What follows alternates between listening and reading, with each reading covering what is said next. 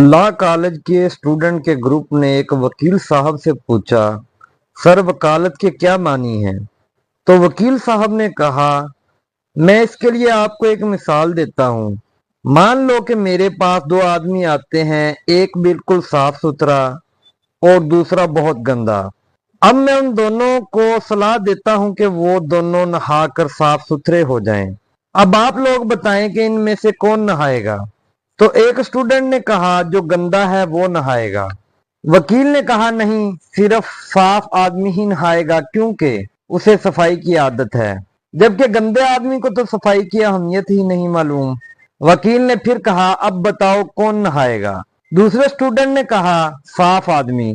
वकील ने कहा, नहीं, गंदा शख्स नहाएगा क्योंकि उसे सफाई की जरूरत है।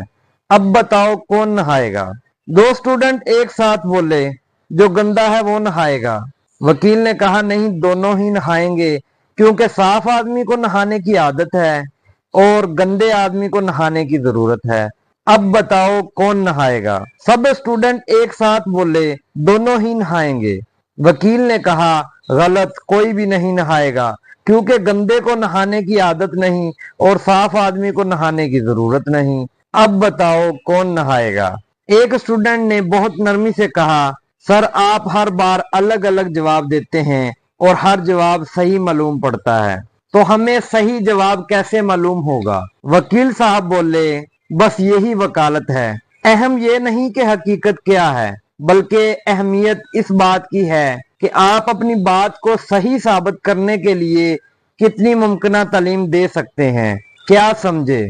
नहीं समझे? यही वकालत है। तो अब बताओ कौन नहाएगा।